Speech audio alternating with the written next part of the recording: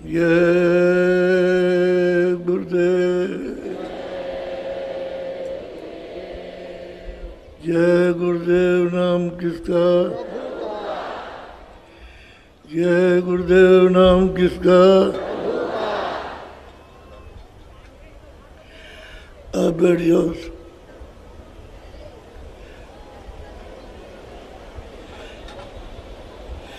सब बैठ जाओ बच्चों।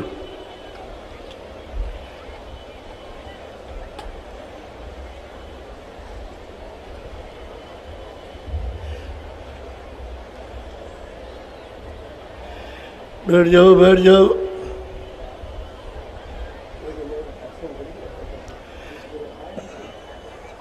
रोटी दे, नया सिलेंडर डाल थोड़ा बड़ा।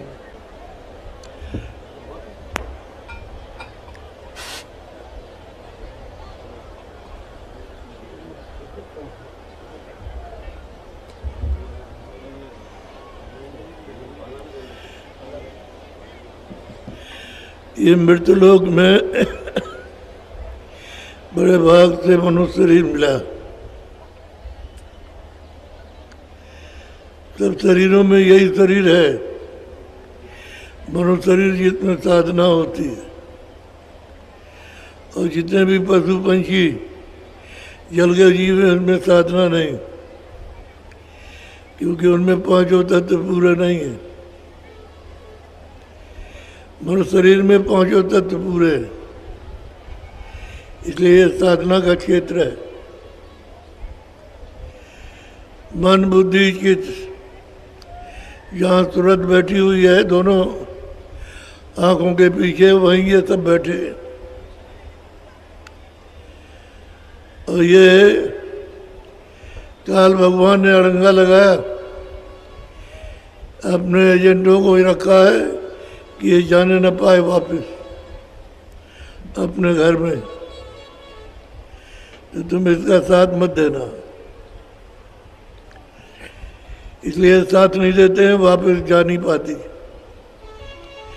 यहीं पर भटकती रहती है सुख आराम के लिए। और मन बुद्धि चित्त का इसके ऊपर पूरा अधिकार रहता है। और सूरत को नाम शब्द की शक्ति प्राप्त हो जाए तो फिर ये कुछ नहीं कर सकते।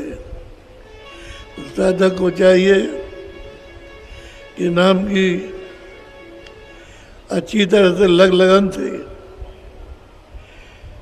यानी बराबर निरंतर साधना करना चाहिए, जिससे नाम प्रकट हो जाए और नाम आने से सफाई हो जाए।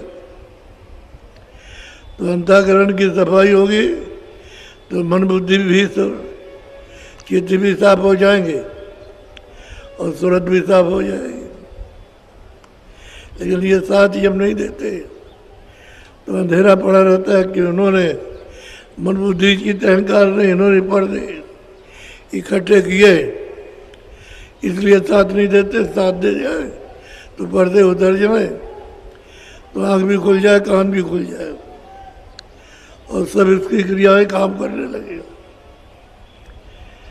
तो इसके लिए थोड़ी सी तकलीफ उठानी पड़ती है साधना में, कि हम विरह के साथ लगन के साथ साधन करें, जिससे कि इनका असर न हो पाए। विरह में असर नहीं होता, विरह में संसार शून्य हो जाता है, इससे हर चीज़ों से अभाव हो जाता है और इनकी मन बुद्धि चित्त की झपेट नहीं जाती। इसलिए आपने सुना है जिन महात्माओं ने कितना रोया और रो करके यहाँ से निकल गए, बहुत विलाप किया उन्होंने, तब इनका बस नहीं चला, नहीं तो ये जाने ही नहीं दे। तो आपको यही करना चाहिए कि थोड़ा तड़प बनाए रहो कि हमारा किसी तरह से भी साधन बन जाए, हम अपनी सूरत को शब्द के साथ जोड़ दें, तो एक तो शक्ति का संचार होने लगेगा, प्राप्त होने लगेगी। जब इसमें शक्ति आ जाएगी तो ये फिर कुछ नहीं कर सकती। तो जब तक अकेली है, इसको किसी का साथ नहीं, तो जब आई थी तो नाम के साथ आई थी, दोनों आंखों के पीछे बैठ गई। जब तक नाम पकड़े थी तब तक कुछ नहीं था। धीरे धीरे धीरे धीरे धीरे धीरे पर्दा पड़ा, आंख और कान बंद हुए तो इनका अधिकार हो गया मन बुद्धि के अहंकार का। बस इनका साम्राज्य है। देखो भाई, हवा साथ नहीं दे रही।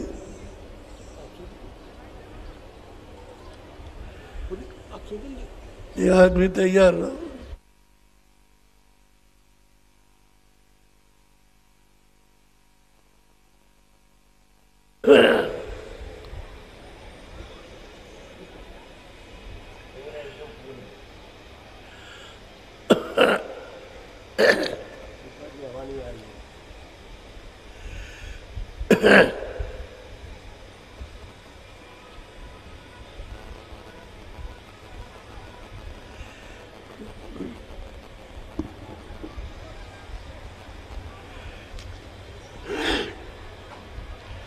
सबकी याद कहूँ अब स्वामी, अकह अगाध अपार अनामी।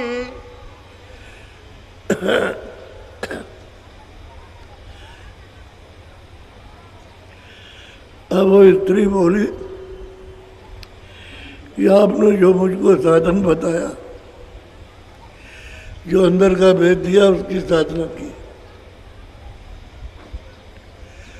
तो वहाँ हमने देखा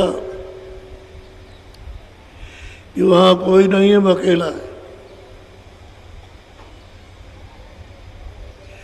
और उसी का ये सब विस्तार किया हुआ है। वहाँ कुछ नहीं, अकेला है। पहले भी था, अब भी अकेला ही है। तो उसी से सारा का सारा विस्तार हुआ। तो पहले उसने अगम लोग, अलग लोग और सत्य लोग ये स्थापित किए और अपना एक एक रूप, एक एक सूरत अपने देश की वहाँ बैठा दी। तो उसका भी एक एक सूरत का भी खरबों चांद उजाला है, छोटा नहीं है। दूसरी का अरबों अरबों सूरज चांद उजाला। फिर तीसरी का कोटान कोट सूरज और चांद उजाला। ऐसा वहाँ प्रकाश। तो इनका प्रकाश जब बर्दाश्त हो जाए तो आगे दाखिल हो सकती है। तब मालिक का जो सबका सृजना है उसका दर्शन हो। सतलोक से ये सब विस्तार हुआ। उन्होंने तत्पुरुष ने निकाला काल को और महाकाल को, अपने सिर से निकाल दिया। तो दो रूप निकाले, एक स्त्री का एक पुरुष का, और सब मसाला बाहर कर दिया। उनके यहाँ कोई मसाला नहीं, वो तो निर्मल सत्य देश है। कोई मिलोनी किसी तरह की नहीं है। और ये मसाला दे दिया, यहाँ सब मिलोनी है। हर जगह पे मिलोनी है। तो यहाँ जल पृथ्वी अग्नि वायु आकाश, तो कहीं पर 17 तत्व है, कहीं 9 तत्व है, कहीं पर 5 तत्व है, कहीं मतलब निर्मल तत्व है, स्वच्छ, जिसका आभास नहीं होता है। लेकिन सत्य देश में ये कोई तत्व नहीं है और किसी तरह मिलोनी नहीं। निर्मल अखंड अस्थाई, ये सब देश परिवर्तन इनका हो जाता है। लेकिन सदेश का अलग अगम का परिवर्तन इनका नहीं होता है। आगे अनामी पुरुष है। तो स्त्री साधना में जो देखा उसने, तो ये सब पाया। नीचे सबको देखा, नीचे के सबको प्राप्त किया, ईश्वर को भी, ब्रह्म को भी, पार ब्रह्म को, महाकाल पुरुष को भी देखा। और सतलोक में गई सतपुरुष का दर्शन, अलग पुरुष का दर्शन, अगम पुरुष का दर्शन, तब अनामी पुरुष को तब पाया। वही है सबका करता धरता, उसी से ये सब हुआ। वो अभी अकेला ही है, सबने अकेला ही बताया कि अकेला है। वहाँ सुनते हैं खचाखच, कोई जगह खाली नहीं है, कोई भी जगह खाली नहीं, सूरत और सब बस इसी का मेला है और कुछ नहीं। ऐसा है। और अनंतों, उस लोक में अनंतों लोक समाये हुए और अनेक अनेक अद्भुत रचना विचित्र विचित्र, जो यहाँ लिखने में न कभी आ ही ना आ सकेगी, क्योंकि वहाँ ये चीज़ है ही नहीं। यहाँ जो वहाँ पर है खाली इशारा है,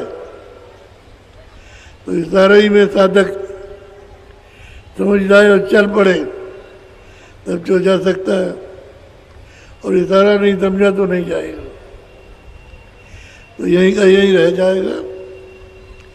तो आपको चढ़ना चलने का पूरा रास्ता बताया कि आप लोग संसारी कामों को ढीला करो, थोड़ा कम करो। ये तो हम समझते हैं कि काम सब खराब हो चुके, लेकिन फिर भी जो साधक है उसको बरकत मिलेगी। अपनी समझदारी से ढीला करे, ईमानदारी और मेहनत का काम करे, और करते हैं ईमानदारी मेहनत का। ऐसा कि नहीं करते, किसी जगह भी रहे, दुकान में रहे या दफ्तर में रहे, किसी छोटे बड़े दफ्तर में, तो वहाँ रहते हैं ईमानदारी मेहनत के साथ, और खेती में भी ईमानदारी मेहनत। लेकिन यह है कि वो चीज़ कम दिखाई देती है, ये ज़्यादा है, या ईमानदारी और मेहनत नहीं है।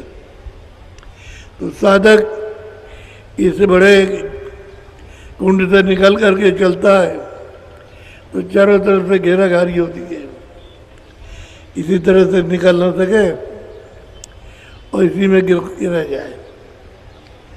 तो कभी काम सताता, कभी क्रोध सताता, कभी लोभ सताता, कभी मोह सताता है, कभी मन भागता है, कभी बुद्ध खुशी में बुद्धि कुछ विचार करती, चित्त किसी चीज़ का चिंतन करता।